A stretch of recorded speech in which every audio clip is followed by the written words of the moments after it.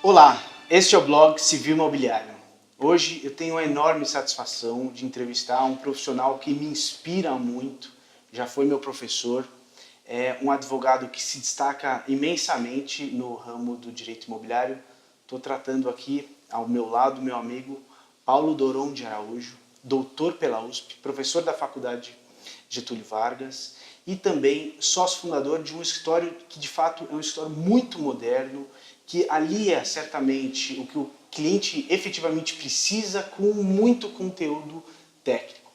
O professor Paulo, ao lado de um outro amigo, um jurista que eu também admiro muito, Kleber Zanquin, que espero que possa ser aqui entrevistados, eles fundaram esse escritório chamado SABZ. E Paulo, para mim, é uma enorme satisfação tê-lo aqui para conceder essa entrevista aqui para o nosso blog. Alexandre, obrigado pelo convite. É para mim uma imensa satisfação estar aqui. A gente vem acompanhando esse seu trabalho no blog há bastante tempo e para mim é uma honra poder me direcionar à sua seletíssima audiência e colaborar para esse trabalho incrível que você faz de divulgar o direito imobiliário desse jeito moderno e, de certa maneira, muito mais didático do que muitas vezes a gente vê por aí. Parabéns pelo trabalho e, de novo, é uma honra estar aqui. Muito obrigado. E, pessoal, hoje o que a gente resolveu tratar, nós já fizemos aqui alguns vídeos a respeito do patrimônio de afetação e num dos últimos vídeos, o desembargador Marco Aurélio, ao final, ele tratava um pouco dessa problemática envolvendo a questão se o patrimônio de afetação ele teria impacto, eventualmente, numa recuperação judicial, se os bens ali que são afetados, eles poderiam ser discutidos ali ou não. Essa é a discussão. E, na realidade, Paulo, justamente pelo fato de que a lei 10.931, ela foi instituída anteriormente à lei que trata da recuperação judicial. Você podia explicar um pouco mais essa problemática? Bom, vamos lá, né? Esse é um tema que tem estado em voga recentemente por conta de alguns processos de recuperação judicial de grandes incorporadoras no Brasil, né? Não só aqui em São Paulo, começou aqui em São Paulo os casos que deram as primeiras polêmicas, mas hoje a gente vê que é um fenômeno nacional. A crise do mercado imobiliário está aí, todo mundo sabe, e um reflexo natural da crise é que algumas companhias optam pelo regime da recuperação judicial. E como o empreendedor brasileiro, o empreendedor imobiliário brasileiro, tem se valido nos últimos anos deste expediente, que é da afetação patrimonial, naturalmente que esse choque haveria. E a dificuldade é justamente essa. Quando a lei de recuperações e falências foi feita, e ela é uma lei que foi editada e publicada em 2005, a lei foi feita, mas antes disso já havia a lei regendo o patrimônio de afetação. Tá. E a lei que foi feita para reger o patrimônio de afetação, ela não considerou a recuperação judicial, ela só considerou, só contém no texto a expressão falência. Então a primeira dificuldade, que é uma dificuldade de interpretação pura mesmo, se dá para ampliar o que está escrito na lei sobre falência para o regime de recuperação, ou se são coisas diferentes e, portanto, tem que ser tratadas diferentemente. Então, no fundo, é um desafio para quem, eu e você, assim, que gostamos de direito mesmo, é um desafio super interessante porque é aquele momento em que as regras de hermenêutica vêm à tona, porque não há uma solução óbvia, é preciso aprofundar. Por outro lado, dá margem a interpretações diversas, e aí a gente tem que ir debatendo, apurando esse conceito até que a gente consolide uma razão final. Tá. Então, a dúvida básica é essa. A lei não fala da expressão recuperação judicial, mas fala de falência.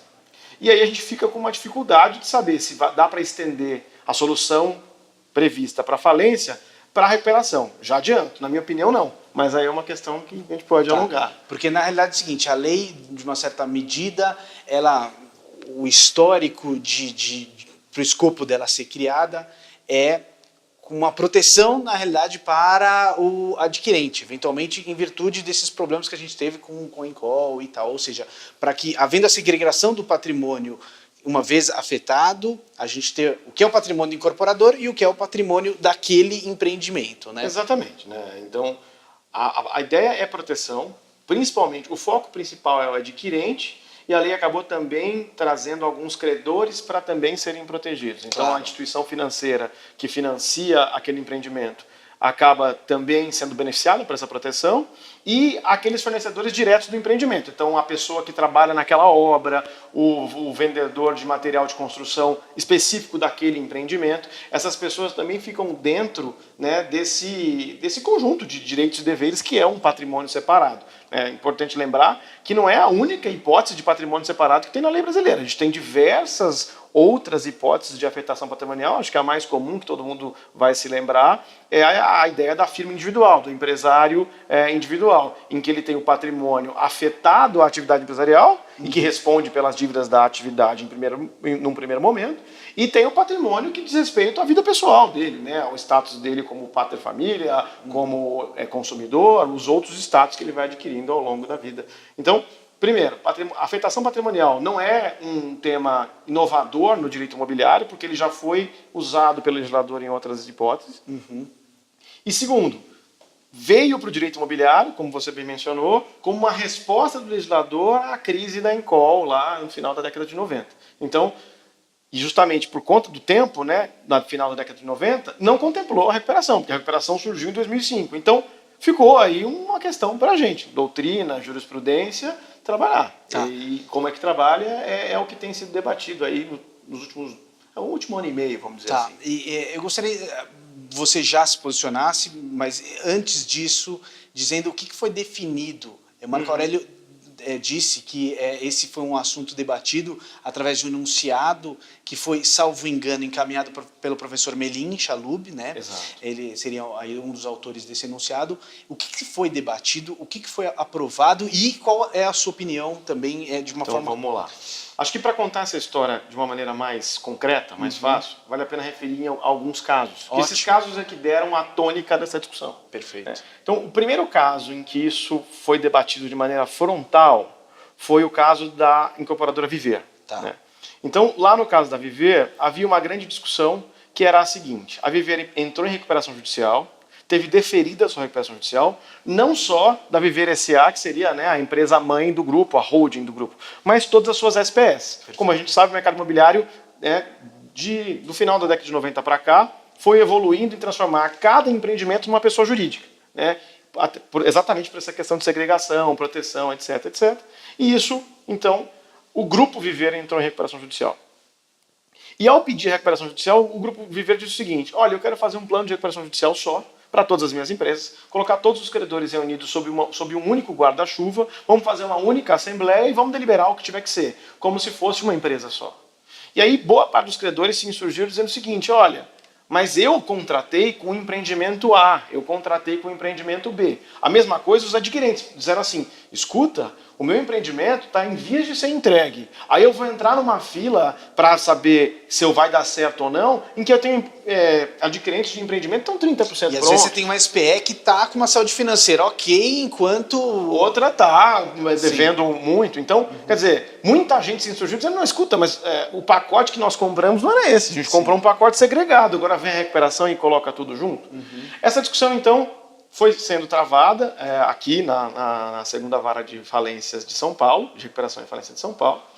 Houve um debate jurídico muito interessante, porque da parte de alguns bancos houve um posicionamento muito restrito no seguinte sentido: recuperação judicial e patrimônio de afetação são temas absolutamente incompatíveis. O que quer dizer isso? Como a lei do patrimônio de afetação tem um regime próprio para liquidação de ativo, e aí aqui vale a pena só fazer uma parada e lembrar para que serve a falência e a recuperação em última análise, mais a falência até. A falência serve para o seguinte: está constatado que um determinado empresário não tem condições de pagar todas as suas dívidas, ele deve mais do que tem de patrimônio, então faz-se um congelamento na atividade, vem todo mundo, cria-se uma ordem, uma fila de ordem de pagamento, e aquele ativo remanescente, aqueles bens que ainda lhe restam, vão sendo vendidos e o dinheiro vai sendo distribuído conforme a ordem. Então, o que é o concurso de credores em última análise? É uma forma de liquidação de ativo. Certo. É só isso. A lei do patrimônio de afetação resolveu que, nestes casos, ela expressa, ela diz: olha, não vão se aplicar as regras da falência. Então, a forma de liquidação de ativos eleita pela lei de falências não se aplica ao patrimônio de afetação. Por quê? Porque a lógica lá é preservar a atividade empresarial E a lógica aqui é outra. Verdade. Qual é a lógica aqui? É fazer com que o empreendimento termine e o adquirente seja protegido em primeiro lugar. Então criou-se um regime diferente. Qual é o regime? Constatada a absoluta insolvência da incorporadora imobiliária, ou do incorporador, convocam-se todos os adquirentes numa assembleia. Até parece uma assembleia de credores, mas é uma assembleia de adquirentes, é diferente. Os fornecedores e o financiador não participam dessa votação. Sim. E eles vão deliberar de uma das 3 opções. A primeira opção é seguir com esse incorporador mesmo, porque acredita que ele vai ter condições de se recuperar de alguma forma. A segunda opção é, vamos fazer o seguinte, vamos trocar o incorporador, criar um condomínio de adquirentes e tocar a obra sobre o regime de administração. Tem até uma discussão se é obrigatório o regime de administração ou não. Eu entendo que não. Acho que os adquirentes podem fazer o regime. E eles assumiriam também as eventuais dívidas também com relação a isso? O que a gente diz no jargão do mercado, eles vão tombar o patrimônio de afetação para eles. Entendi. Isso é uma coisa que é muito importante as pessoas saberem, porque eventualmente um adquirente se vê envolvido nessa situação e quer prosseguir com a obra e às vezes não vale a pena. Às vezes a história para ele é contada só pela metade. Olha, vamos fazer o seguinte, a gente tira esses caras que estão atrasando a nossa obra e vamos tocar a obra nossa que vai estar tudo certo. Só que, e vamos assumir as dívidas. Principalmente a dívida do financiamento bancário, que todo mundo sabe. São milhões e milhões de reais para erigir um empreendimento imobiliário, pelo menos nas grandes capitais. Como é que uma pessoa física, eventualmente, que está lá pagando suas parcelas do seu imóvel, o sonho da casa própria, vai assumir uma dívida de 18, 30, 60 milhões com uma instituição financeira? E isso nem sempre está claro. Então essa é uma primeira dificuldade. E aí, supondo que a situação seja essa, bom, eu vou tocar a obra para frente, mas eu tenho que assumir o passivo. Poxa, complicado. Tem uma terceira opção, que é parecida com a lei de falências, mas não é igual. Vamos fazer o seguinte, vamos vender o terreno, vamos vender o esqueleto que está construído aí, e vamos dividir proporcionalmente a cota-parte de que cada um iria receber caso o empreendimento fosse entregue. Ou seja, chegamos aonde no final? Numa outra forma de liquidação de ativos. Qual é a principal diferença? Bom, quem decide como é que a liquidação vai ser feita são só os adquirentes aqui no patrimônio de afetação, e aqui são todos os credores numa assembleia de credores. Na verdade, na falência, a assembleia de credores nem tem a função de dizer se vai liquidar ou não. Ela só serve eventualmente para dizer se determinados ativos vão ser leiloados ou não, são temas específicos. Na falência, a liquidação acontece automaticamente. O segundo ponto é que a ordem dos pagamentos na lei de falências é uma, e a ordem dos pagamentos na lei de incorporação imobiliária alterada, né, que prevê o regime de patrimônio de afetação, é outra. Sim. Então você tem uma diferença de ordem de pagamento. Até aí, tudo bem, estamos falando de falência, a lei é clara, ela diz o que acontece num caso, o que acontece no outro. Então, é claro, está na lei. A falência traz essas opções. Implica em os regimes de patrimônio de afetação serem imediatamente afastados e colocados sob o seu próprio regime. Convoca-se a Assembleia de Adquirentes. É óbvio que isso traz uma série de implicações práticas que são difíceis. Na prática, esses adquirentes não estão organizados e reunidos. Então, é preciso que alguém assuma a liderança desse processo, eventualmente constitui-se uma associação, nem todo mundo adere, os quórums são difíceis de ser atingidos porque justamente nem todo mundo adere.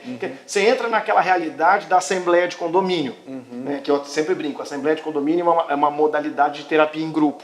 Né, e exatamente por isso é que as decisões nem sempre são tomadas sob o racional puramente econômico. Tem muito de emocional, tem muito de frustração, tem muito de sonhos projetados e não realizados, expectativas frustradas. Então isso vira um caldo muito complexo. Até por isso que há certas críticas a esse modelo que a lei adotou. Poxa, deixar na mão dos adquirentes às vezes é pior, porque nem sempre os adquirentes têm condições econômicas, informação e organização suficiente para tocar essa história. Mas é a opção que o legislador tomou. Quando a gente vai para a recuperação, é preciso lembrar, recuperação não é falência. Verdade.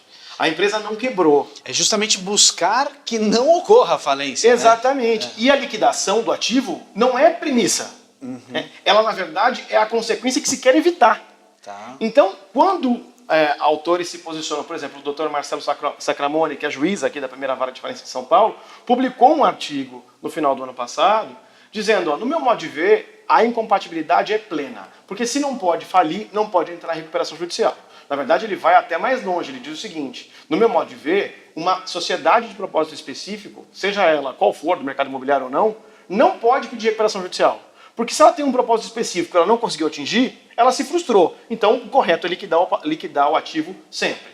Respeitada a opinião do Dr. Marcelo Sacromoni, que é uma pessoa que entende muito do tema da recuperação judicial e tem uma opinião, e inclusive, né, é digna de aplausos a atitude de um juiz vir para a discussão doutrinária debater esse tema, mostrando até, de certa forma, uma humildade de trazer o tema e abrir a discussão, colocar a posição dele de maneira tão franca. Eu, respeitosamente, não concordo. Me parece que a sociedade de propósito específico, em configurando a qualidade empresária, que quase todas são, ela tem tanto direito como qualquer outra sociedade de pedir a recuperação judicial. Tá. Primeiro ponto. O segundo ponto, como é que compatibiliza então esse regime? Eu sempre penso no adquirente, porque me parece que a lei quer que a gente pense na lógica do adquirente. Sim. E aí o adquirente, me parece o seguinte, o que é melhor para o adquirente? É ele vender um terreno pela metade, provavelmente subavaliado, em condições de venda forçada que, como a gente sabe, nem sempre você consegue o melhor preço de venda nessa estrutura. É ele ter que trocar, procurar um novo construtor, achar uma construtora que esteja disposta a pegar uma obra do começo. A gente que, né, milita no mercado imobiliário, a gente sabe como é difícil para um engenheiro novo chegar numa obra pelo caminho e assumir a responsabilidade dessa obra. E o custo de você prosseguir na obra, isso vai impactar o estudo de projeto, a obra encarece demais. Há alguns estudos que mostram que ela chega a dobrar, né, de valor. Então, é também uma solução complicada. E a lei diz o seguinte, são 3 opções. Manter o incorporador inadimplente, tirar e colocar novo, ou liquidar o ativo. Essa opção aqui me parece muito compatível com manter o incorporador sob o regime de recuperação judicial. Porque o que é o regime de recuperação judicial? É meio que uma segunda chance para o empresário. Vamos renegociar as dívidas todas, cada um vai perder um pouco, mas o empreendimento sai do papel. Sim. Então, no modo como eu enxergo a situação, é muito compatível você fazer o seguinte. A SPE, dona do patrimônio de afetação, ou mesmo a empresa mãe, dona do patrimônio de afetação, pede a recuperação judicial e diz: eu pretendo incluir o patrimônio de afetação em recuperação judicial. Para isso, eu preciso primeiro de uma condição. Convoco os adquirentes e pergunto para eles: vocês concordam em continuar em regime de recuperação ou vocês querem optar pelas outras 2 formas que a lei lhes dá para tocar esse empreendimento adiante? Me parece que, feito isso, os 2 regimes conversam perfeitamente. Verdade. Um regime que diz respeito sobre a liquidação continua presente, ou seja, o adquirente não é prejudicado da sua escolha, né, o direito potestativo do adquirente não é tolhido. Por outro lado, eu agrego a ele um instrumento que ele, enquanto adquirente, nunca teria acesso, porque a recuperação judicial só vale para empresário. Mas eu dou a ele a possibilidade de, junto com o empresário, construir uma solução em que, naturalmente, ele vai perder um pouco, mas o empresário eventualmente sai do buraco. E aí eu crio um espaço de negociação e com um fator que me parece melhor do que as outras opções da lei. Sob a fiscalização do juízo. Porque no caso, a lei do patrimônio de afetação, ela fez uma opção muito clara. Eu não quero judicializar essa questão. Sim. Isso vai ocorrer tudo extrajudicialmente. E aí você cai nos problemas de falta de organização, falta de informação e falta de poder econômico do adquirente. Aqui não. Aqui eu tenho, né, um juiz especializado em matéria empresarial e falimentar, acostumado a lidar com esse tema, óbvio, nas comarcas onde existe vara especializada, que vai ajudar os adquirentes a se organizarem, optarem pela melhor forma e obter informações precisas e transparentes. Então me parece que, sinceramente, considerando o cenário que é ruim, é o menos pior do cenário. E ainda, eventualmente, notificar o administrador para obter informações. Você tem um administrador judicial atuando do seu lado, entendeu? Então, essa me parece uma solução de compatibilização que é possível. Foi o que aconteceu em Viver? Não foi, né, o caso que eu referi agora há pouco. Em Viver, a decisão do Tribunal de Justiça de São Paulo foi o desembargador Fábio Tabosa foi o relator, a decisão dele foi: patrimônio de afetação e recuperação judicial são incompatíveis. Portanto, as SPEs que têm patrimônio de afetação vão ser retiradas do processo de recuperação judicial e os adquirentes e os credores que se virem para criar uma solução dentro do que a lei faculta. Aí você tem uma segunda recuperação judicial que causou bastante barulho, que é a da PDG. Ali a solução foi menos radical, eu diria. Foi dito o seguinte: há créditos que pertencem ao patrimônio de afetação e esses vão ficar fora. Mas as SPS também têm créditos que não fazem parte do patrimônio de afetação, porque vamos lembrar, o patrimônio de afetação é um pedaço do patrimônio de uma empresa ou de uma sociedade que não necessariamente engloba o todo. Ele pode ser tudo, mas pode haver duas realidades patrimoniais diferentes. Pois bem, este pedaço aqui que remanesce está sujeito à recuperação judicial, sim. E aí você tem, por exemplo, o entendimento de que indenizações por atraso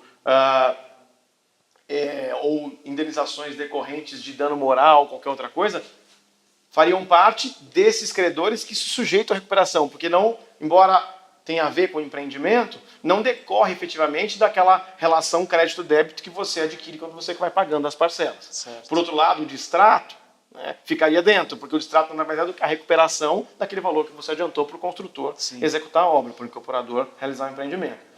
E aí começa então um ajuste fino, o que está dentro, o que está fora, e ali ainda não se cogitou dessa ideia, né, que me parece a melhor, de fazer uma assembleia específica para viabilizar a própria recuperação. Né. Aí você tem uma terceira decisão que me parece interessante, que é uma decisão lá de Brasília, do Poder Judiciário do Distrito Federal, em que, no caso da FKENGIE, que também é uma incorporadora lá do Centro-Oeste, isso avançou um pouco mais, ficou um pouco mais clara essa linha, o que está dentro, o que está fora. O juízo de lá foi um pouco mais preciso. Né. E a gente tem agora uma série de outras recuperações judiciais pipocando pelo Brasil, que vão ajudar, no final das contas, a jurisprudência e a doutrina a irem debulhando esse conceito. Né.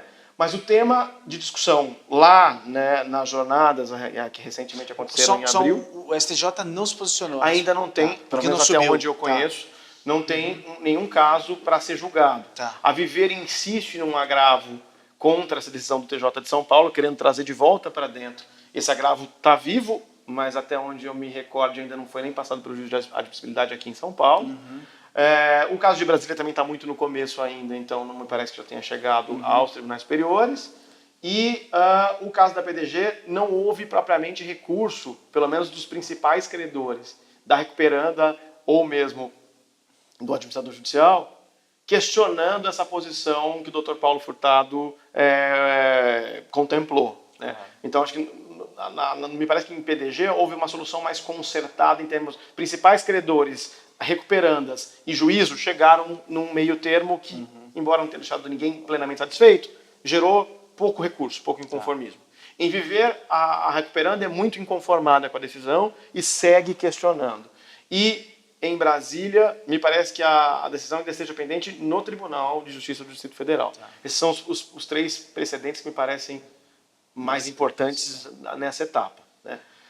E com isso, essa discussão chegou nas jornadas, claramente, porque esse tema, né, eu mesmo venho debatendo com o professor Emelim Chalub muito o que fazer. Né? O professor Emelim Chalub é um grande conhecedor da norma, autor dos primeiros anteprojetos e até hoje é chamado por alguns dos membros do Poder Legislativo para arrumar projetos, para eventualmente opinar sobre alterações legislativas.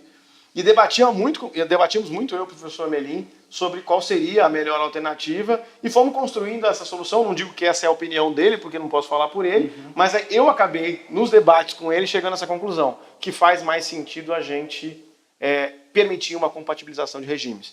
É melhor para o adquirente, se ele assim entender, mas ninguém melhor do que ele mesmo para julgar o que é melhor para ele, desde que ele tenha informação suficiente e organização adequada.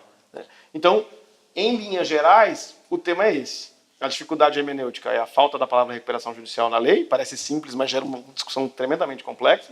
Dois regimes legais aparentemente distintos, mas que eventualmente se compatibilizam. E essa discussão que deve prosseguir, porque parte do mercado financeiro, né, de quem financia a atividade imobiliária, tem uma posição no sentido da absoluta incompatibilidade. Sim. E tem brigado muito por essa posição. Eu mesmo tenho um certo receio, e até já andei conversando com agentes do mercado financeiro sobre esse tema, dizendo o seguinte: olha, entendo a posição de vocês de querer tirar da recuperação judicial, porque a tendência... Você tem uma garantia real e você vai querer executar, talvez. Pois é, mas isso num empreendimento pronto faz algum sentido. Sim. Você tem unidades remanescentes, e se você tiver também com financiamento de várias obras, você eventualmente obtém o crédito de uma que está mais próxima, mas nas demais. Exatamente. E o meu ponto é, em empreendimento inacabado, somente 50% para baixo de avanço físico, o banco fica numa situação muito delicada. Porque, mal ou bem, o adquirente também comprou aquele empreendimento porque viu que ele era financiado por uma instituição financeira sólida. E aí, o banco vai entrar junto com o adquirente, ombro a ombro, para disputar aquele espólio. Eu tenho um pouco de dúvida de quem vai ter essa preferência, porque efetivamente o adquirente acabou comprando tanto a incorporadora quanto a instituição financeira. Então, retirar completamente isso do regime recuperacional, primeiro, me parece, pode dar margem a abuso de lado a lado, como também pode eventualmente gerar uma situação de responsabilização recíproca, ou os adquirentes terem que pagar uma dívida bancária muito alta, ou o banco eventualmente ter que pôr mais dinheiro para essa obra acabar. Porque não tem muita mágica, o dinheiro precisa sair de algum lugar para a obra acabar. Ou o adquirente abre mão do direito dele, ou o banco põe mais dinheiro. Né? Então, mesmo para o mercado financeiro, a gente tem debatido muito e alguns agentes do mercado financeiro têm, inclusive, reconhecido.